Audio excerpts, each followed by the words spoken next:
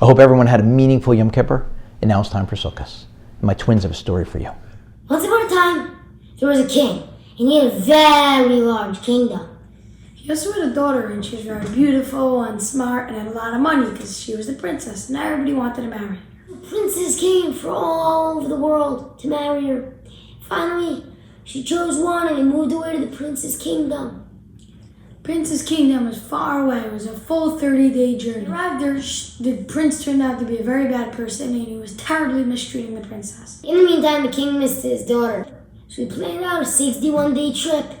30 days to get there, 1 day to stay with her, 30 days to get back. He announced that he was coming, and before he came, the prince got his act together and he cleaned everything up, and he set out a nice parade for the king. The king was very happy and very impressed with the prince until the very end of the day. When the king had some private time, his daughter, princess, started crying to him about how mean the prince was and how terribly he was mistreating her. The king said, I don't know what to do, I have to get back to the kingdom. And then the king said, hey, I have a great idea. Why don't you come back and spend the week with me? The end!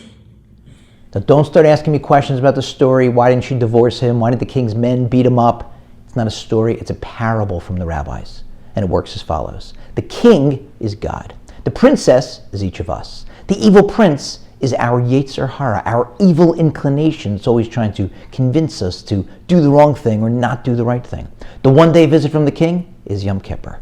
The tears at the end of the day from the princess are the tears that we cry during Ne'ilah at the end of the Yom Kippur service. And the 1 week visit for which the king invites the princess to spend back in his palace in the kingdom is Sukkot, the holiday right after Yom Kippur.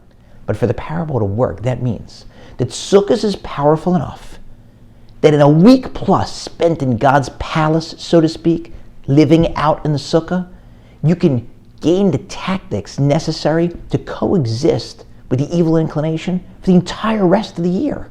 When we're out in the sukkah, we remind ourselves that our entire life is a grand illusion. The walls of our house that we think are rock solid, our jobs and our income that we think can never be taken away, our health that we take for granted. Of course, we're going to wake up tomorrow feeling great. None of that's guaranteed.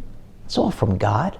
So when you go outside and eat in the sukkah, or even better if you've never tried it, to sleep in the sukkah, especially if you're a parent outside sleeping in the sukkah with your kids, there is nothing else like it in the Jewish religion. Camping, glamping, that's got nothing on Sukkot.